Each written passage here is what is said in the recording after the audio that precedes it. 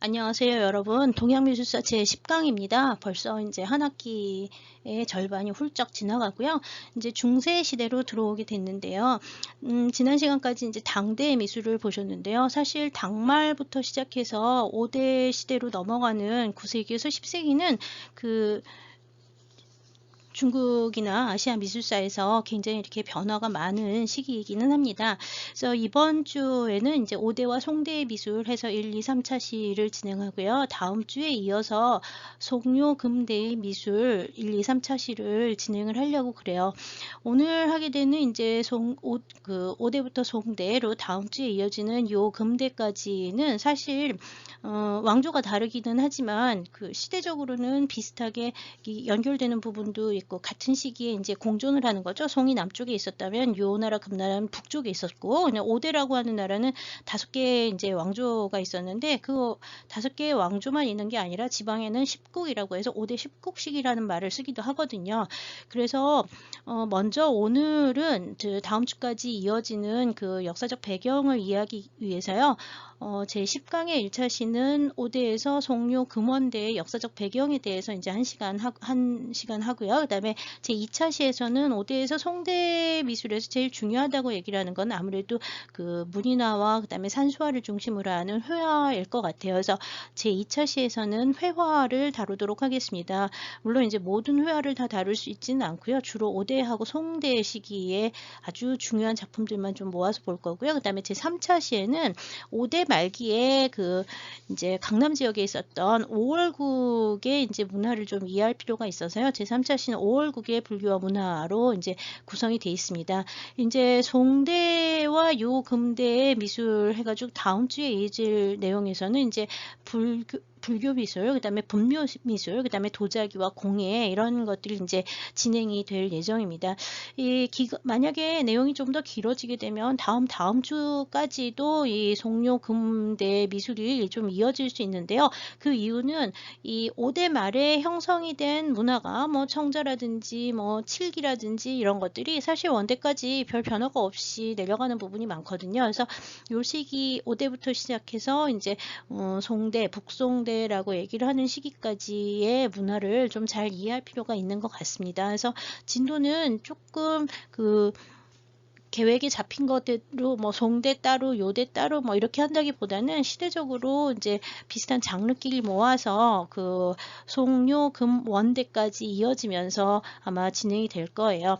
네, 그래서 제1차 시, 10강의 제1차 시는 5대에서 송요 금대의 그 역사적 배경에 대해서 먼저 살펴보도록 하겠습니다. 네, 당나라의 전성기는 8세기라고 보통 얘기를 하죠. 이 전성기 8세기에가 갑자기 이제 무너지기 시작을 하는 게 이 안록산과 사사명이라는 사람의 두 절도사가 일으켰던 755년 8세기 중엽에 일으킨 이 안사의 난을 기점으로 해가지고요. 당나라의 전성기는 완전히 이제 떨어지기 시작을 합니다. 여기서부터 이제 완전히 침체가 되는데 안록산과 사사명 같은 경우에는 이제 지방에 있었던 그 절도사 세력이고 안록산의 경우에는 또 서역인으로 알려져 있었죠. 그래서 이제 이 당시에 이제 왕이 현종이었죠. 그 이 현종 같은 경우에는 그 양귀비하고 이제 그 양귀비를 연애를 하면서 이렇게 방탕하게 돼가지고서는 결국 현종연간의 안록산의 난으로 이제 무너지게 됐다는데 현종이 이제 안록산이 들어와가지고서는 이제 장안을 치게 되면서 현종은 어디로 도망가면 사천성으로 도망을 갑니다.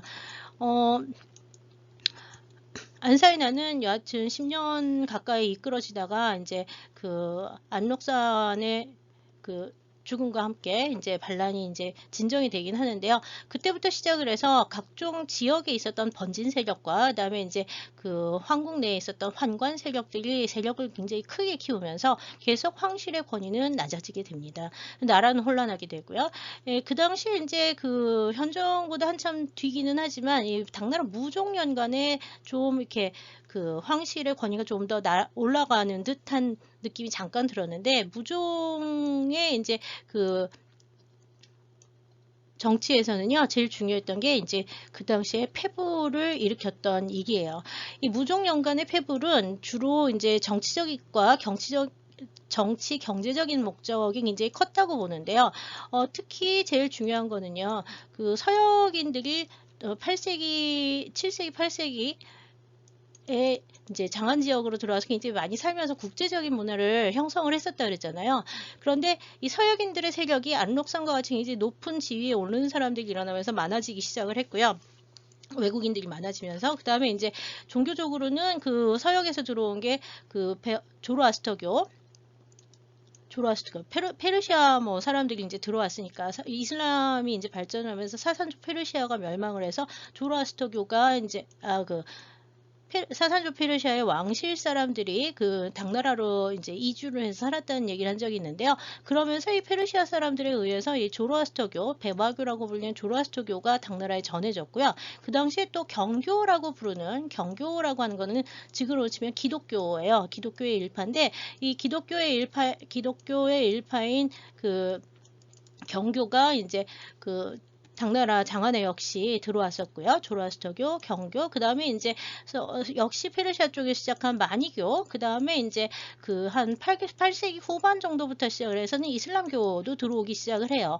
그래서 이 외국 종교들이 굉장히 많이 들어왔고, 특히 불교 같은 경우에는 뭐 당나라의 황제나 뭐 모든 사람들이 다 믿으면서 엄청나게 발전을 했는데요. 그러면서 사람들이 승려가 돼서 그 사찰로 들어가면 세금을 못 걷죠. 그 다음에 사찰에 계속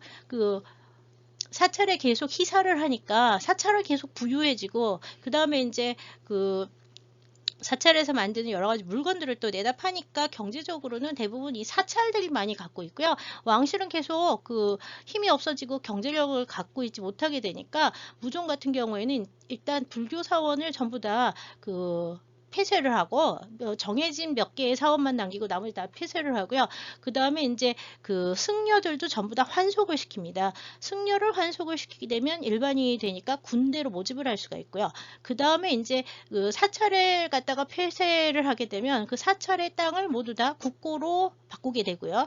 거기 있었던 경제력, 그 다음에 이제 그 노동력 이런 것들을 전부 다 나라로 가지고 있으니까 일종의 이 폐불은 경제적 목적에서의 그 부국강명책이었다고 볼 수 있습니다. 그래서 그 당시에 사찰에 있었던 금은보화라든지 그 다음에 불상 같은 경우에도 금동상이나 뭐 철불 이런 게 있잖아요. 그런 금속상들은 전부 가져와서 녹여서 철불의 경우에는 병기와 그 다음에 이제 농기구 같은 것들을 만들고요.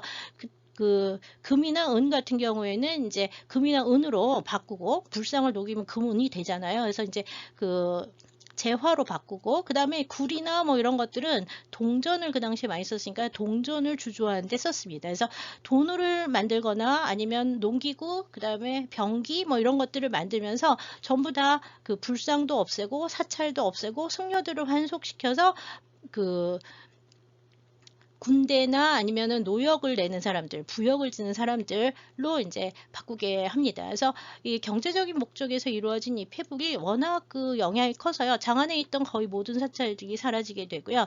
외국 승려들이 있었던 사람들은 전부 다 쫓겨나게 돼요. 그 해가 언제냐? 845년이에요. 그 해에 불교만 폐부를 한 게 아니라 조로아스터교나 경교나 마니교와 같은 이런 이교도의 종교도 모두 다 이 무종연간에는 그 축출을 하기 시작을 합니다. 그러면서 이제 나라 그 정권 다시 이제 당나라의 부흥 내지는 이렇게 황실의 권위 회복 이런 것들을 하려고 그랬었는데요. 그 다음 해에 바로 무종이 또 죽으면서요. 복불이 이루어지고 그 다음 왕은 바로 복불을 하거든요. 다시 이제 불교를 숭하하기 시작을 하면서 나라가 바뀌지는 않고요. 계속 혼란해지기만 합니다. 그러면서 이제 민간인들이 워낙 먹고 살기 힘들게 돼서요. 이 민란이 이제 당나라 말에 시작을 하는데 첫 번째 민란이라고 하는 게 구보라는 사람이 일으켰던 그 반란입니다. 일어난 반란을 일으켰던 지역은 절동지역이라고 이제 나오는데 이거 현재 절강성이라고 보시면 되고요. 이 절강성 지역에 859년에 이제 구보라는 사람이 반란을 일으키기 시작을 해서 그 밀란이 굉장히 많이 확산이 되는데요. 한 1, 2년 정도 지속이 되면서 구보의 반란 결국 나중에 진압이 되긴 합니다.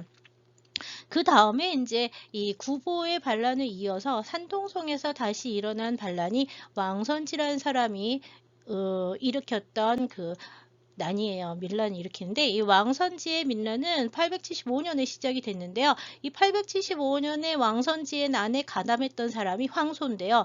이 뒤를 이어서 왕선지가 878년에 죽고 난 다음에 황소가 그 뒤를 이어서 이 밀란을 계속 주도를 해서요. 결국 어떻게 되냐면 수도 장안까지 들어가서 그 황소의 그 집단이 장안을 차지하게 됩니다. 언제? 881년에. 그래서 황소는 장안에서 881년에 대제라고 하는 새로운 나라를 건국을 하고요. 자기가 황제로 즉위를 하게 되는데 얼마 못 가서 3년 뒤에 바로 다시 쫓겨나게 되고요. 그 내분이 일어나면서 황소가 884년에 죽게 됩니다. 그러니까 그 내부에 있던 사람이 이제 황소를 산동성에 가서 죽여서 황소가 죽고 나서 황소의 난이 이제 종결이 되긴 하는데 이 황소의 사망을 도왔던 사람이 이제 나중에 보시면 그 5대 19기에 여기 5대 19기에 그 첫 번째 왕조인 후량을 건국하는 이 주온이라는 사람이 이 황소라는 사람을 갖다가 죽일 때 제일 공로를 많이 세우거든요.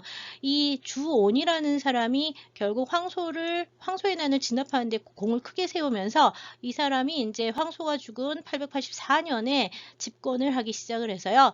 그 세력을 잡기 시작을 하는 거죠. 이 주온이라는 사람이. 이 주온이 이제 세력을 잡기 시작을 하고 황소의 난을 일으켰다가 황소의 난이 끝나던 시기가 언제냐면 당나라 희종이라는 사람 때인데요. 희종이 873년에 888년까지 재위를 했는데 희종과 그의 아버지 의종이라는 사람 이 두 사람이 왜 지난 시간 마지막에 법문사라는 절 봤었잖아요. 그래서 법문사의 그 사일공양이 바로 이 의종과 희종 연간에 이루어졌습니다. 그래서 그 873년이라고 하는 희종이 처음 그 즉위를 했던 873년에 바로 이 법문사의 그 사일공양이 이루어졌던 해고요. 그러고 난 다음에 바로 황소의 난이 황소와 망선지의 난이 875년에 일어나면서 희종은 맨날 도망만 다녀요. 어디로 도망을 가냐면 결국 또 사천성으로 도망을 갑니다. 현종이 도망갔던 사천성에 희종이 도망가면서 이 사천성 지역에 이제 당나라 문화가 굉장히 당나라 황실 문화가 많이 전해졌죠. 그 당시에요. 그러고서 이제 888년에 이제 희종이 죽고 난 다음에요. 그 희종의 형제였던 소종이 즉위를 하고요. 그 소종이 좀 오랫동안 왕을 하는데 소종 다음에 그 소종의 아들이 즉위를 해서요. 892년에 즉위를 하는데 아니야 904년에 즉위를 하는데 904년에 즉위를 하게 되는데 이 904년에 즉위를 해서 3년 동안 재위에 있다가 누구한테 쫓겨나냐면 이 황소의 난을 진압했던 주온한테 쫓겨납니다. 이 주온이라는 사람은 황소의 난을 진압을 하면서 희종으로부터 이름을 하사받아서 오로지 충성밖에 없다는 이름 주전충이라고 하는 이름으로 바꾸게 되거든요. 그래서 이 주전충이라는 사람이 애제를 몰아내고 자기가 그 황제가 되는 거예요. 언제? 907년에. 그러면서 양이라고 하는 국호를 쓰고요. 자기의 이름을 주황으로 바꿉니다. 그래서 이 주온이라는 사람 원래 태어났을 때 이름 주온이고요. 황소의 난을 진압한 다음에 당나라 황실한테 이름을 받은 게 주전충. 그 다음에 자기가 황제가 돼서 주황이라는 사람, 주황이라고 이름 자기가 또 고쳐요. 그래서 주온, 주전충, 주황 같은 사람이에요. 다 후량의 태조가 되는 거죠. 그래서 수도 개봉 그 당시 이제 황소의 난 때 그 장안이 그 황소에 의해서 점령을 당했잖아요. 그리고 황소가 쫓겨나면서 장안이 불타기 시작을 해가지고요. 장안에 별로 이렇게 많은 게 남아있지 않았기 때문에 이 주오는 개봉으로 옮겨서 개봉에서 수도를 즉위를 하게 됩니다. 907년에요. 그래서 당나라는 907년에 망하게 되는 거죠. 당말의 변화를 제일 먼저 보시면 8세기 중엽에 밀란이 그 절도사의 반란이 시작이 되고 9세기 중엽에 밀란이 시작이 되면서 황소의 난을 기점으로 해서 완전히 세력을 잃고 그 다음에 이제 907년에 그 황소의 난을 진압했던 절도사였던 주온 또는 주전충이라고 부르는 같은 사람인데 이 주전충에 의해서 황제가 쫓겨나고 당나라 황제가 쫓겨나고 이제 후량이 건국이 된다는 거예요. 이 후량이 건국된 907년부터 우리가 5대 10국이라고 얘기를 하는데요. 여기서 이제 중요한 지역이 이제 이 절동 지역에 처음 9세기에 밀란이 시작이 됐다 그러는데 실제로 이 절강성 지역은요. 절투사가 굉장히 강력한 권위를 가지고 있었고요.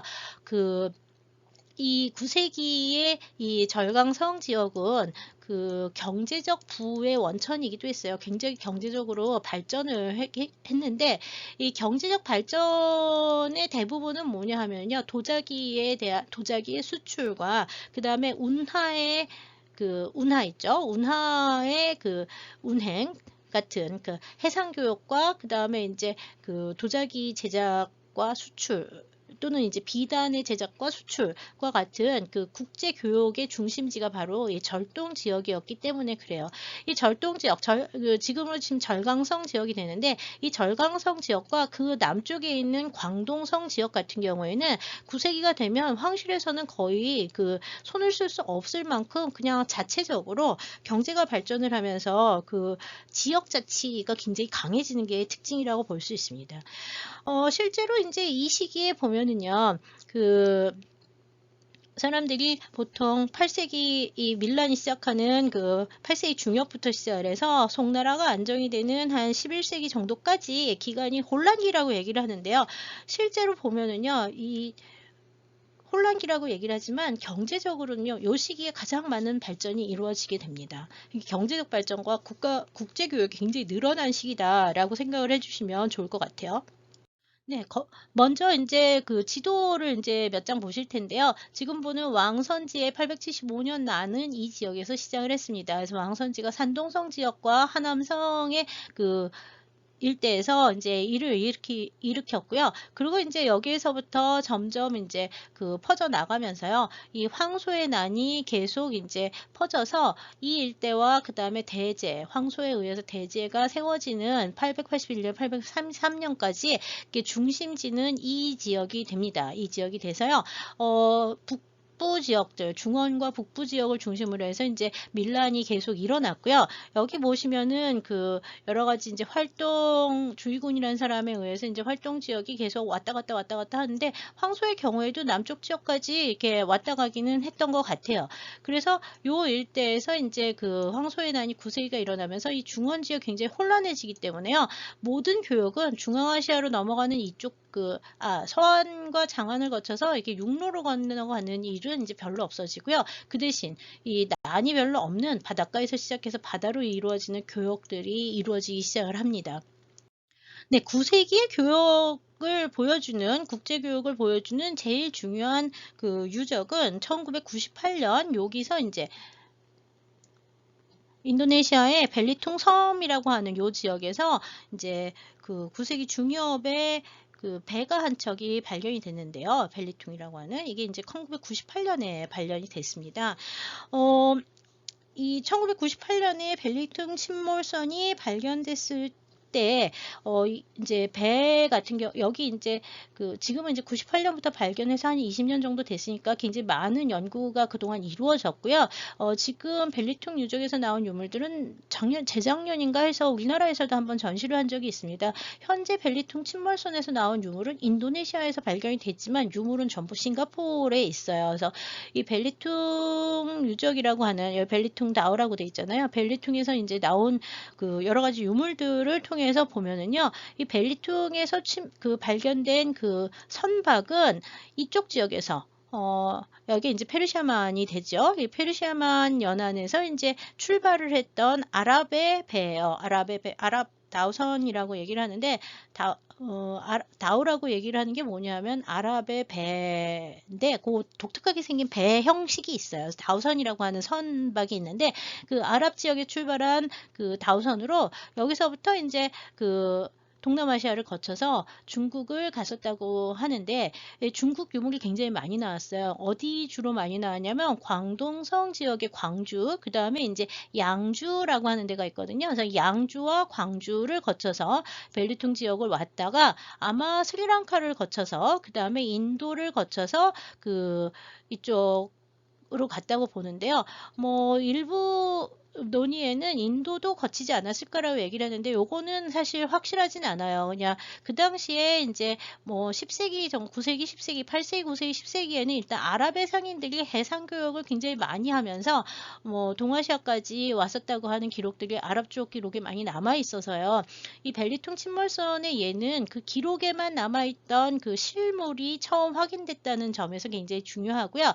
그다음에 인제 이 광동성과 그다음에 양주라고 하는 데에까지 이 배가 직접 갔기 때문에요. 갔었던 것이 확인이 되고 있어서 이 아랍의 선박이 실제로 그 해상 교육을 이 9세기 중엽이라고 하는 이게 800년대 중반 정도 되거든요. 그래서 9세기 중엽이 되는데 9세기 중엽에 나라는 혼란해지고 있지만 중요한 항구 도시로 요 광동성하고 그다음에 이제 양주라고 하는 데가 이제 발전하기 시작했다는 것이 이제 확인이 됐습니다. 벨리통이라고 하는 거에 의해서 이 양주 지역이 아까 밀란이 처음 일어났던 그 구보라는 사람이 활동을 했던 절동 지역 또는 현재의 절강성 지역이 되는데요.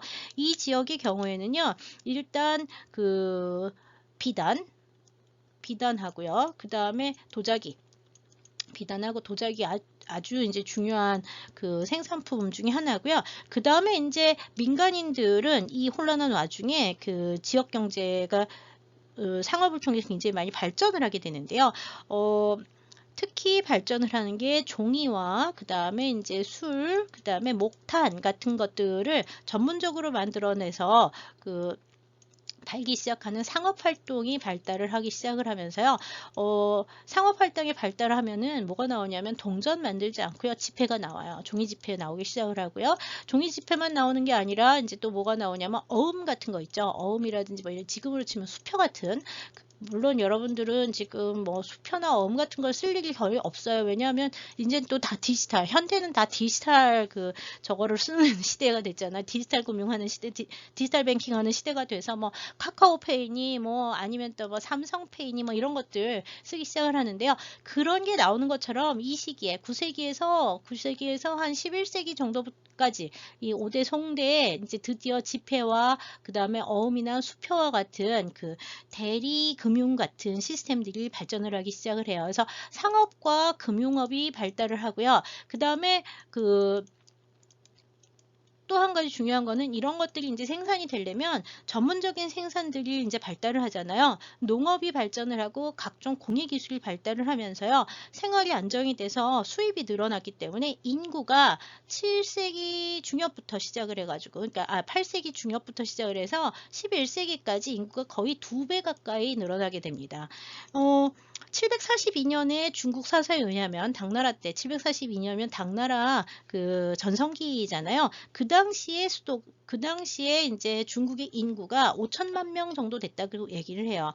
5천만 명이라고 하는 숫자는 되게 뭐 우리나라 지금 인구보다 좀 작은 인구가 중국 전역에 살았다는 거니까 사실 인구가 적은 편이죠. 그런데 이 5천만 명 살았다고 하는 742년경에 나오는 이 기록에 나오는 5천만 명이라고 하는 거는 사실 2세기의 한나라 때에도 역시 5천만 정도의 인구가 중국에 있었다고 얘기를 하니까 거의 숫자가 변하지 않은 거예요. 늘어나지 않았다는 얘기죠. 그런데 송나라가 들어가서 그 11세기가 되잖아요. 그러면은 이게 2배로 늘어가지고 1억이 됩니다.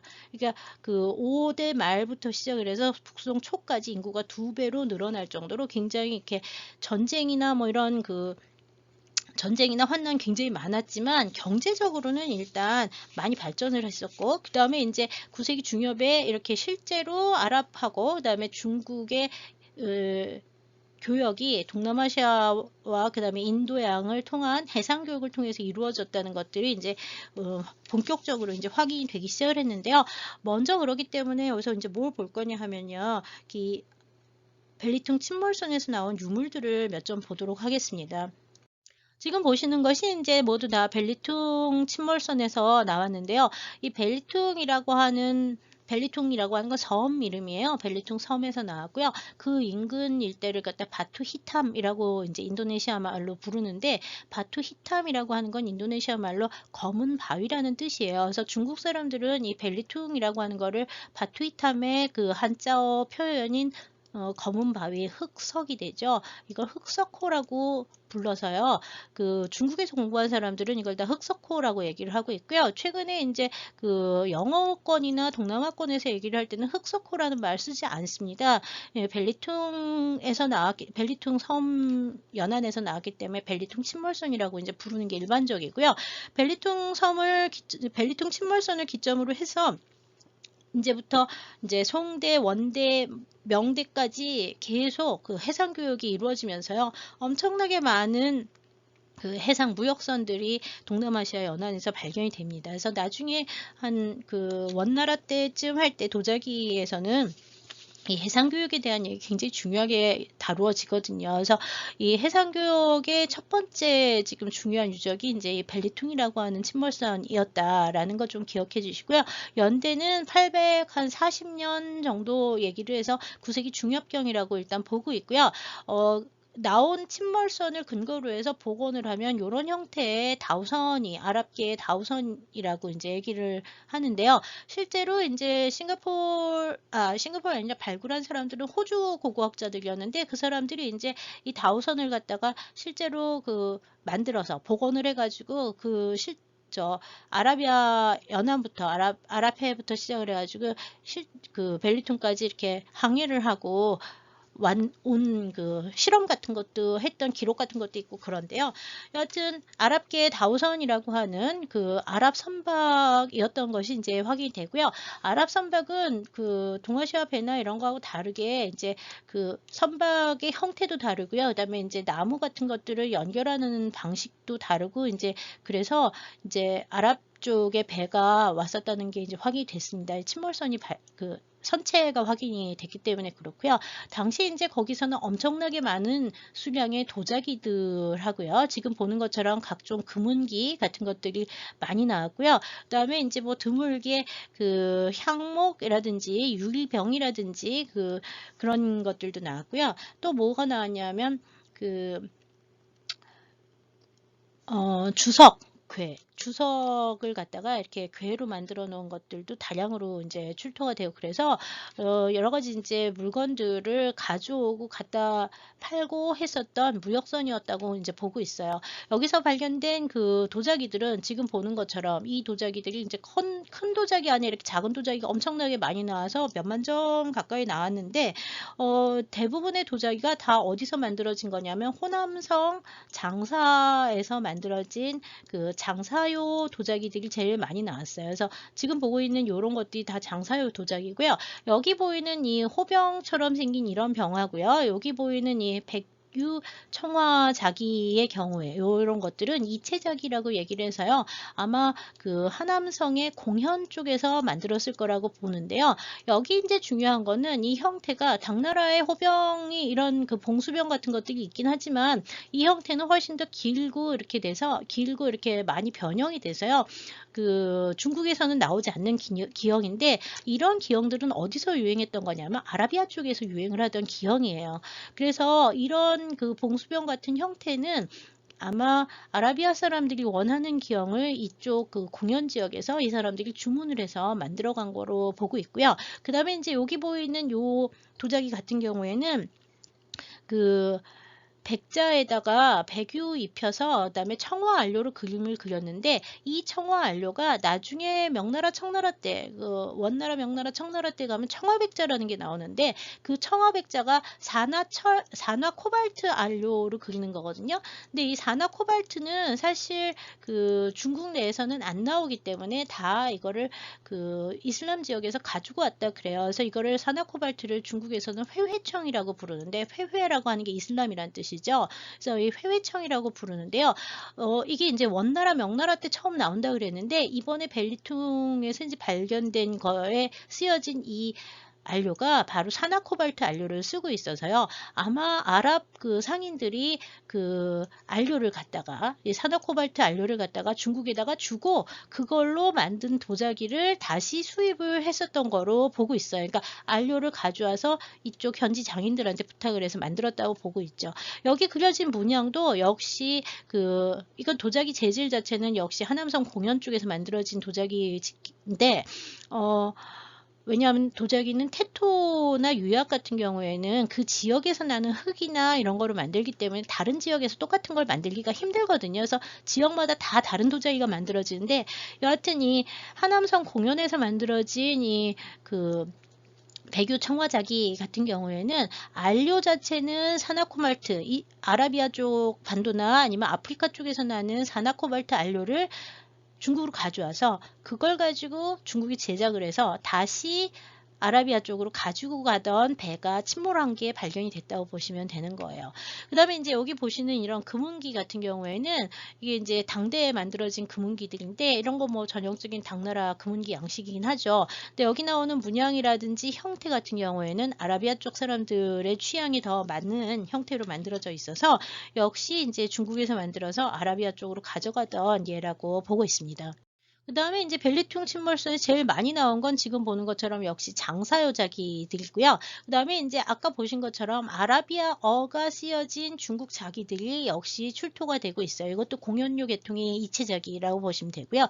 이것도 역시 그 공연에서 만들어지는 그 삼체자기 기억하시죠? 당나라의 당삼체.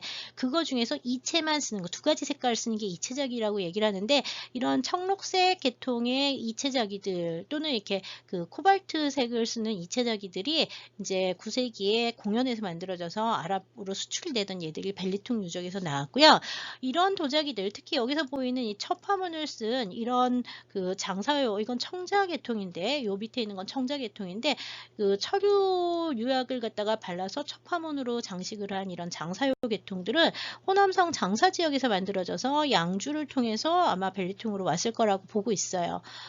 네, 지금 보시는 게 이제 호남성 장사 지역에서 출토된 도자기들인데, 이건 장사요에서 출토된 파편이고요. 이거는 장사 지역에서 출토된 도자기들입니다. 호남성 박물관과 그 다음에 장사시 박물관에 있는 유물들인데요. 여기 보이는 요거는 뭐냐면 장사요에서 요 가운데 첩화문 장식을 만들 때 사용했던 도판들이에요. 음각으로 된 도판에 흙을 갖다가 넣어서 찍어서 그 찍힌 판을 이 위에다가 붙여 장식을 하는 거죠. 그래서 이런 도판들이 실제로 장사요에서 발견이 되는데요.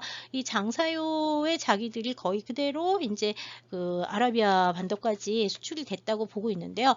사실 이 8세기부터 시작을 해서 10세기까지의 장사요 도자기들은요, 이 동남아시아 지역의 여러 곳에서 발견이 되고 있습니다. 그 말레이 반도라든지 인도네시아 자바섬 인근에서도 이 장사요 자기들이 나오고 있고요. 스리랑카와 남인도 연안에서도 나옵니다. 최근에는 아프리카 북안에서도 장사요나 아니면 월주요 계통의 도자기들이 확인이 되고 있다는 것이 이제 알려지고 있습니다. 네, 이거는 절강성 그 다음에 이제 지금으로 치면 강소성이 되는데, 이 절강성, 강소성 근처에 있었던 이 양주라고 하는데, 그 양주의 성이 있거든요. 이제 이 양주가 어디냐면 바로 그 양주, 지금도 양주인데 여기에 뭐 강소성이에요. 강소성. 절강성이 아니라 강소성인데, 이 강소성의 양주에서는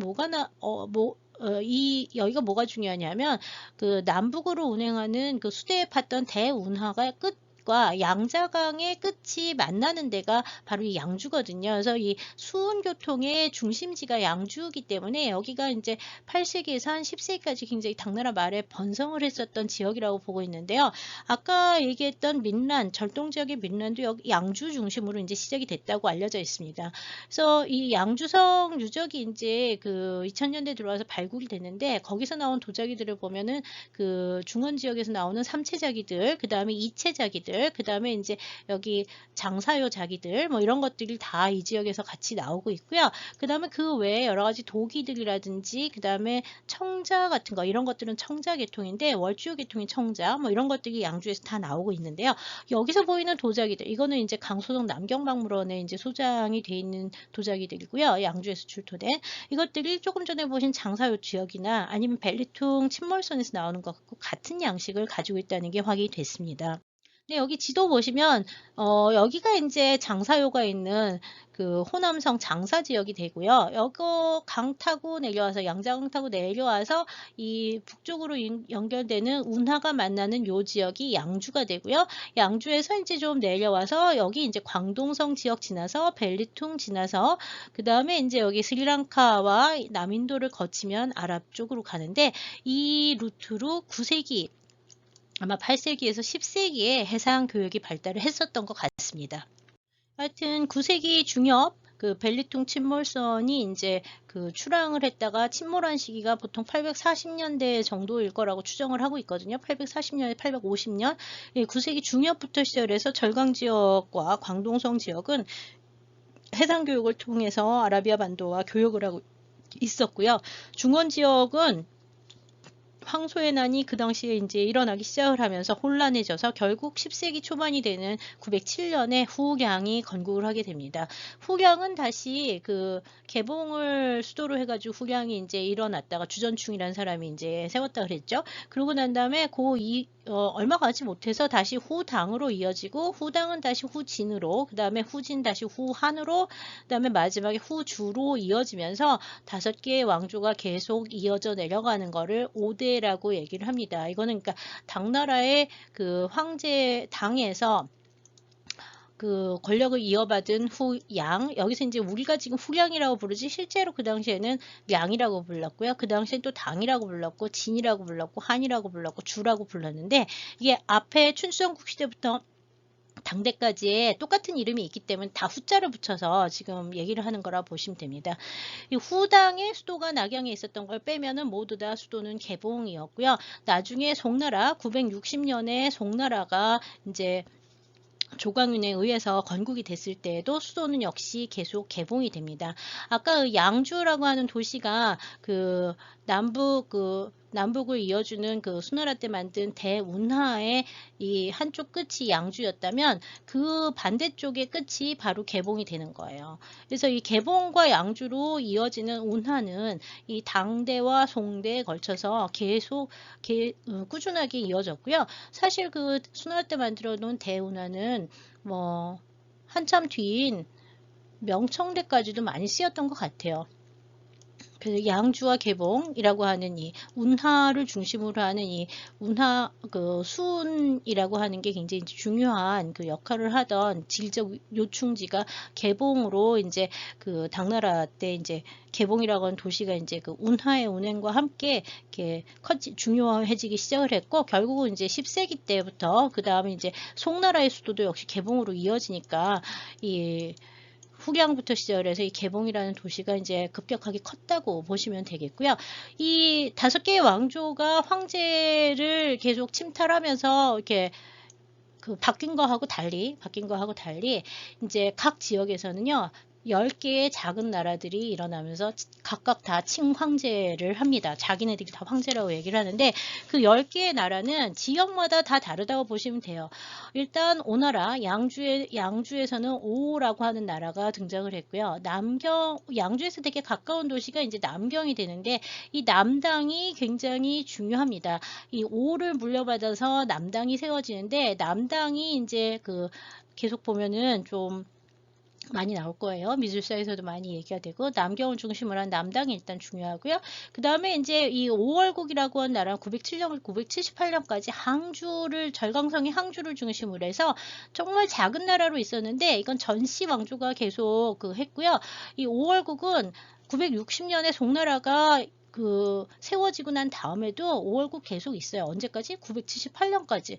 그리고 이 나라는 특이하게 전쟁을 통해서 무너진 나라가 아니라 송나라가 다른 나라들은 대부분 다 전쟁을 해가지고 송이 이겨가지고서는 나라를 갖다 획득을 했는데 5월국은 마지막 황제였던 전홍숙이 그 송나라에 귀토를 합니다. 이 귀토라고 얘기를 하는 건 나중에 우리나라 신라에서도 나오긴 하는데 땅을 그냥 너네가 큰 나라니까 우리가 바친다 하고 황제가 그냥 가서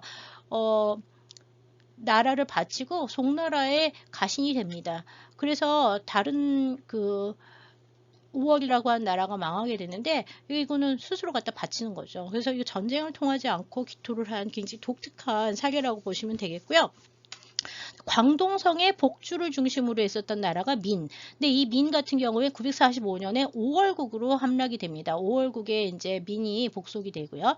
그 다음에 이제 산서성 태원을 중심으로 해서 북한이라는 나라가 979년까지 계속 단독으로 있는데, 이 5월이 귀토를 한 이후에 송나라가 이 북한을 들어가서 점령을 하고 태원을 갖다 장악을 하게 돼서 사실 이 북한과 5월이 망한 978년, 979년 요 때를 기점으로 송이 이제 그 점점 그 세력을 키우기 시작을 했다고 보시면 됩니다. 그래서 사실 송나라의 발전은 960년에 시작했다고 하지만 건국 960년에 시작을 했지만 실제로 이제 나라 발전을 한 979년 지나서 10세기 말에서 11세기 초가 돼야지 송이 이제 본격적으로 발전을 한다고 보시면 되고요. 전촉과 후촉은 같은 왕조가 좀 다르긴 하지만 같은 지역에 사천성 성도 지역에 있었던 왕조라고 보면 되고요. 이게 사천성에 있었던 나라고 그 다음에 호북성이 강릉에는 계속 형남이라는 나라가 963년까지 단독으로 또 존재를 합니다. 그 다음에 이제 호남성의 장사는 초라고 하는 나라 계속 따로 있었고요. 그 다음에 여기 이제 남한이라고 하는 나라가 이제 광동성 광주를 중심으로 여기 복주하고 광주하고 있잖아요. 다 이거 복주는 사실 광동성이 아니라 복건성이죠. 복건성 지금으로 치면 이 복건성의 복주의 민이라는 나라가 있고 광동성의 광주의 남한이라는 나라가 있어서 아까 얘기했던 것처럼 이 항주 그다음에 양주와 남경 같은 강소성 지역이고요. 이 지역이 다 이 5대 10국 시기에는 다 각각 별개의 나라로 있었던 지역이에요. 그래서 절강성 지역에서는요, 이 5월곡 문화 같은 경우에는 북송 문화하고 5월은 구별을 해야 된다라고 얘기를 하는 일들도 일어나기는 합니다. 그리고 최근에는 이제 지역사를 중심으로 하면 5월곡 시대는 5월이 따로 있기 때문에 송의 연호를 받아 쓰긴 했지만 송하고 같은 나라가 아니었다라고 얘기를 하면서 5월곡 시대의 문화가 옛날에는 다 북송 초기 문화라고 얘기를 했는데 북송과 5월은 일단 978년까지 완전히 다른 나라여서 별개의 문화로 처음에 이제 봐야 되고 송이 그거를 이제 합쳐가는 과정으로 이해를 해야 된다라고 해석을 하는 것들도 나오고는 있어요. 그래서 오늘도 우리가 그 3차 시에서 5월곡을 따로 보는 이유가 907년부터 978년까지 70년간 4명의 왕이 이제 내려가면서 북송과는 전혀 다른 문화를 만들었던 게 이제 5월이기 때문에 그 부분을 따로 이야기를 하려고 그래요. 네, 중국 중세사를 얘기를 하면 보통 송료, 금, 원이라고 하는 이 네 나라를 한꺼번에 그냥 그 중세 뭐 이렇게 표현을 하는 경우가 많은데요. 사실 송료, 금, 원 다 다른 민족이 시작을 한 다른 나라들입니다. 지역도 조금씩 차이가 있고요. 먼저 송이라고 하는 나라는 960년에 조광윤이 개봉해서 건국을 했고요. 아까 그 5대 10국의 마지막 왕조였던 후주에서 이제 그 천자의 즉위를 받은 나라라고 보면 되죠.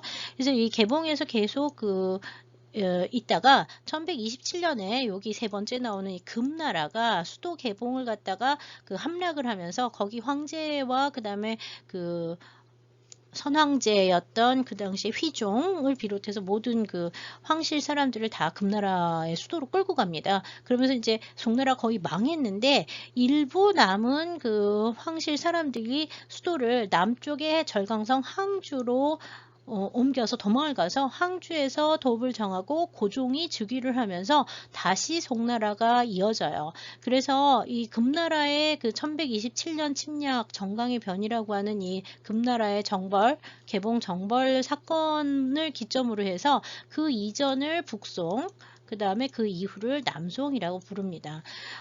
송이라고 한 나라가 이제 개봉 중심으로 해서 이렇게 있었으면 북쪽에는 계속 다른 나라들이 금이라고 하는 나라가 일단은 1127년에 있었다는 거죠. 이 금이라고 하는 나라는 원래 그보다 먼저 있었던 나라는 요 나라예요. 요 나라는 송나라보다 먼저인 916년에 야율 아복이라는 사람이 상경 임왕부라고 하는 데에서 건국을 했고요. 여기는 거란족이에요. 거란족. 이 거란족 기탄이라고도 쓰고 계단이라고 써놓고 거란이라고 우리가 읽는데 하여튼 거란이라고 이 거란족의 야율 아보기가 이제 건국 916년에 했는데 이 원래 요 나라는 여기 이제 원래 뭐가 있냐면 발해가 있죠. 고구려가 망하고 등장한 다음에 발해가 있는데 발해 일부가 요 거란족인데 이 거란족이 발해에 대항을 해서 발해는 926년에 망하게 되는데요. 그 발해 916년에 요가 요가 건국을 해서 결국 발해를 쳐서 이 발해 땅을 전부 다 요가 가지게 됩니다. 그래서 발해 다음에 요가 등장을 해서요. 요가 전체를 다 가졌는데 마찬가지로 금도 요가 이만큼 있었으면 요의 일부 세력이 누구였냐면 말갈족의 후예인 여진족. 나중에 이제 금나라는 보통 여진족의 나라라고 하는데요. 이 여진족 자체가 말갈의 후예라고 얘기를 하거든요. 그래서 같은 거라고 보는데 줄천이라고 하거나 아니면 여진이라고 부르는 여기는 이제 거란이죠. 거란족 밑에 거란의 통치를 받고 있던 일부 이 여진족들이 이 거란에 대항을 해서 몇 년에 1115년에 금을 건국을 합니다. 금을 건국을 해요. 어디서? 상경 회령부에서. 다른 상경이라고 부르지만 하여튼 이 임황부하고 회령부는 지역적으로 좀 차이가 있어요. 다 만주 쪽이죠. 그래서 이 만주에서 발해를 무너뜨리고 요가 이제 세력을 잡고 요의 일부였던 금이 다시 1115년에 건국하면서 이 요나라를 갖다 쳐서 요나라는 결국 1125년 금나라 건국하고 10년 뒤인 1125년에 금나라에 의해서 멸망하게 됩니다. 그러고 난 다음에 이제 이 금나라가 1125년에 금나라가 이제 북쪽에서 세력을 차지하면서 1127년에 다시 내려와서 송나라를 전복을 해서 송은 이제 남송으로 도망을 가서 내려가게 되는 거죠. 역시 마찬가지로 금나라가 있는데 금나라의 북쪽에는 몽골족들이 살고 있었어요. 여기는 몽골이 살아요. 북쪽에는. 이 몽골족들은 여러 개의 유르스라고 하는 집단으로 이루어져 있다가 칭기스칸이라고 하는 사람이 1189년에 몽골의 집권을 하기 시작을 합니다. 1206년에 몽골 제국을 갖다가 건설을 하고요. 대몽골 유루스를 만들어서 거기에 첫 번째 칸으로 즉위를 하게 됩니다. 그래서 1206년부터 보통 몽골 제국이 시작했다고 보고 있고요. 칭기스칸의 몽골 제국 시작인 1206년부터 시작을 해서 1368년까지가 몽골 제국이 이어지는 시기이긴 한데요. 그 중에서 이제 중국사에서 보면은 1271년이라고 하는 숫자가 원나라 할 때 많이 나오는데 그 이유가 뭐냐 하면 칭기스칸의 손자인 쿠빌라이 칸이 수도가 원래 몽골의 카라코룸에 있다가 이제 내려오게 되죠. 맨 처음에는 카라코룸에서 이제 뭐 상도로 내려왔다가 다시 이제 그 당시 남경이었는데 지금 북경이라고 부르는 데까지 이렇게 수도 계속 천도를 남쪽으로 내려오기 시작을 하는데 칭기스칸의 손자인 쿠빌라이가 북경에 천도를 하고 중국 전역을 다스리는 대원이라고 하는 나라를 중국어로 선포를 하는 시기가 1271년이라서 1271년이라는 연대가 나오는 거고요. 실제로는 몽골 제국이 칭기스칸에 의해서 이렇게 발전하기 시작한 1206년부터 시작을 한다고 봐요. 그래서 결국 칭기스칸이 이제 거기서 이제 왕이라는 말 안 쓰고 칸이라는 말 쓰는데 대칸이 되는 거죠. 1206년 대칸이 되는 거예요. 칸이 됐다가 대칸으로 이제 올라가는데 칸이라고 하는 거는 한 지역의 맹주가 되는 거고요. 대칸이라고 하는 거는 모든 집단들의 대표가 되는 거라 제국이라고 이제 얘기를 하게 되는데요. 이 황제의 버금가는 존재가 이제 대칸이 되는 거죠. 그래서 몽골의 대칸으로 칭기스칸이 즉위한 1206년에 이제 몽골 제국이 이제 시작한다고 보고 있는데 이때부터 시작을 해서 칭기스칸은 1227년까지 칭기스칸이 죽는 연대가 1227년이거든요. 이때까지 계속 침략 전쟁을 해서 어디까지 가냐면 파키스탄 일대까지 파키스탄에서 페르시아에 있는 일대까지 유라시아 전역을 다 통일을 합니다. 칭기스칸이요. 그러고 난 다음에 칭기스칸의 후예들이 계속 서쪽으로 해서 유럽까지 진출을 하게 되고요. 남쪽으로 해서 결국 1234년에는 금나라가 몽골에 의해서 멸망하고요. 1279년에는 쿠빌라이 때인데 1279년에 송나라가 멸망을 해서 원이 1279년에 전부 다 통일을 하게 됩니다. 그리고 이제 1368년까지 가서요. 이 나라들이 이렇게 같이 존재하던 시기들이 되게 많아요. 그래서 연대가 굉장히 복잡하고 지역도 굉장히 복잡한데요. 이런 역사적 배경을 좀 이해하면서 보실 필요가 있다는 거고요. 각각 나라가 다르죠. 이 송나라 같은 경우에는 중국 사람들은 송만 계속 중국사로 얘기를 많이 했던 이유가 송은 한족의 전통을 이어오는 중국의 왜 한자라고 얘기하는 한나라 한자 있잖아요. 한족이 되는데 이 한족의 나라가 송이고요. 나머지 요나라는 거란족, 금나라는 여진족, 원나라는 몽골족이 되기 때문에 그 종족 자체도 다르고요. 종족만 다른 게 아니라 글자도 다 달라요. 원나라 문자 따로 있고요. 몽골 문자 따로 있죠. 그 다음에 요나라 문자도 따로 있어요. 한자 비슷하게 생긴 다른 문자가 있고요. 그 다음에 금나라도 아마 한자를 차용해서 쓰긴 했지만 말은 완전히 다르다고 얘기를 하고 있고요. 그 다음에 이제 원나라 때 금 옆에 있었던 서하라는 나라가 있는데 이 서하도 역시 원이 통일을 하게 되고요. 그 다음에 주변에 있었던 대리라고 하는 나라, 남쪽에 있었던 대리도 역시 원나라가 점령을 하고요. 이 원나라는 어디까지 점령을 하면 동남아에서는 미얀마, 지금 현재로 치면 미얀마, 버마일 때까지 버마의 바가낭조도 역시 원나라 때 무너지게 되거든요. 13세기 후반에. 그래서 이 원이라고 하는 나라가 다시 이제 아시아 전역을 갖다 통일을 하기 때문에요. 아시아만 통일하는 게 아니라 유럽까지 통일을 해서 대제국을 형성했던 시기가 원대라고 보면 되고요. 사실 원의 지배자는 한족이 아니라 몽골족이에요. 몽골어가 제일 중요하고요. 몽골식 통치를 했다고 알려져 있습니다.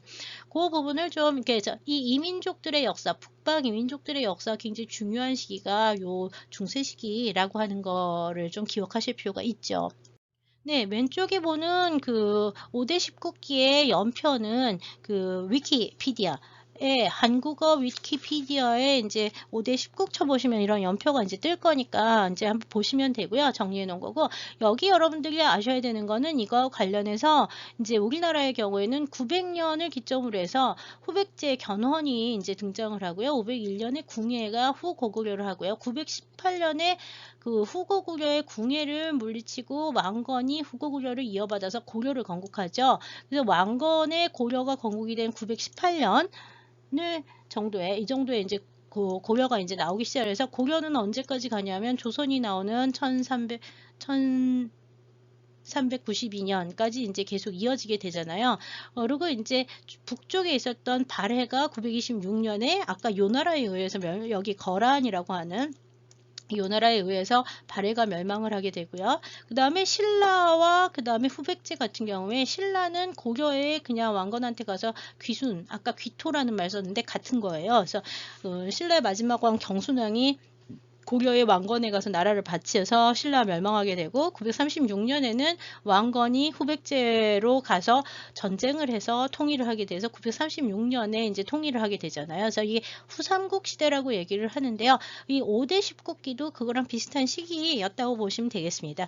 우리나라에서는 이제 여기 절강성 지역하고 교류를 했었던 것들이 이제 9세기 중엽에 통일신라 말에 활동했던 장보고가 있는데 이 장보고가 죽는 연대가 846년인데요. 벨리통 침몰선이 침몰한 연대가 요 정도쯤 될 거라고 추정을 하고 있어요. 요런 시대적 배경을 좀 아시고 아마 이후에 5대 송대 그다음에 요 금대 원대까지의 얘기들을 이해하셔야 될 거라고 생각을 합니다. 지도는 자세히 보실 필요는 없지만 지금 보시고 있는 거는 907년 당나라가 망한 직후에 일어났던 후량이라고 하는 나라의 범위, 그 다음에 이제 아까 오호라고 하는 나라 있었다 그랬죠. 여기 오월이 있었다 그랬고, 그 다음에 여기 민이라고 하는 게 있었다 그랬죠. 여기는 이제 촉이라고 하는 나라가 있는 거고요. 그 다음에 여기 이제 여기 요가 이제 따로 있고요. 그 다음에 이제 이쪽에는 티베트하고 그 다음에 위구르하고 다른 나라가 있고 여기가 이제 대리가 되는 나라예요. 그래서 여러 개의 지역 범위들이 따로 있었던 게 10세기 초반이 되겠고요. 네, 950년에서 960년 딱 송이 등장하기 직전 단계의 5대 19개 지도를 보면 위에는 요가 있고요. 그 다음에 여기 북한과 후주가 있고요. 수도는 여기 변주라고 하는 개봉. 그 당시 이름 변주였어요. 그래서 여기 개봉에 이제 수도를 두고 나왔고요. 전촉에서 후촉으로 넘어갔고, 그 다음에 여기 형남 계속 있고요. 그 다음에 이제 금릉을 포함해서 여기 남당이 있는데 남쪽에 굉장히 강국 중에 하나고요. 5월과 민이 있다가 나중에 이제 여기가 합쳐진다 그랬죠. 5월과 민이 합쳐지고 그 다음에 이제 남당이 이쪽에 의해서 멸망을 하면서 이 5월은 결국 북송에 의해서 이제 북송과 이제 수를 맞닿게 되고요. 여기 이제 초 따로 있고 남한 따로 있고 대리 따로 있고 그 다음에 여기 없는데 이쪽으로 가면 서하가 이쪽에 또 있어요. 서하 있고 그 다음에 여기는 티베트 따로 있으면서 뭐 여러 가지 그 나라들이 많은 시기가 요 시기라고 보시면 되고요. 서하는 티베트계 탕구투 쪽인데 나중에 원나라에 의해 망하고 대리는 역시 운남성의 단사평이라는 사람이 건국을 한 별개의 나라인데 여기도 역시 원나라 때 멸망을 하게 됩니다. 그래서 이 보통 이 요하고 대리하고 서하 같은 경우에는요. 그 중국사에서도 별로 거의 다루진 않는데 현재 그다음에 이제 티베트 같은 경우 토벤 티베트인데 티베트 같은 경우에도 티베트 대제국이 당대에 있다가 이 중세기에는 티베트도 여러 개의 나라로 또 티베트 내에서 이제 세력 분란이 일어나기는 하는데요. 역시 원나라 때 전부 다 그 원나라의 밑으로 들어가면서 통일이 됩니다.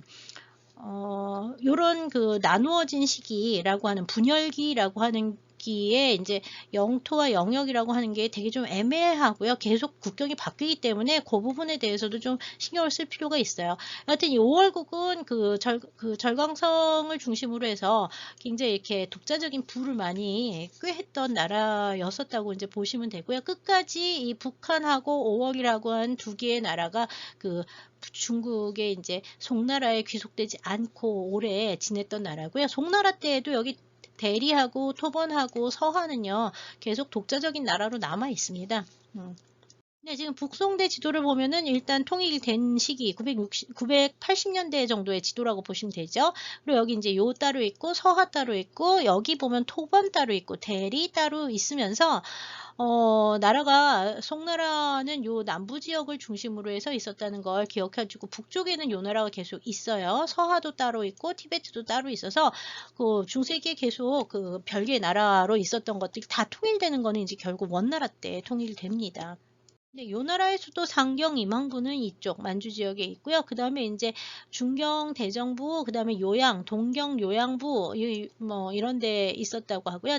가장 남쪽에는 그 산서성 대동, 그 북위의 수도였던 산서성 대동이 요 나라 때 이제 서경이라고 하는 이름으로 좀 커 있었다고 보시면 될 것 같아요. 그 다음에 요 나라 때 남경이라고 하는 요 지역이 나중에 이제 그 북경하고 근처라고 보시면 될 것 같아요. 현재의 북경 근처예요.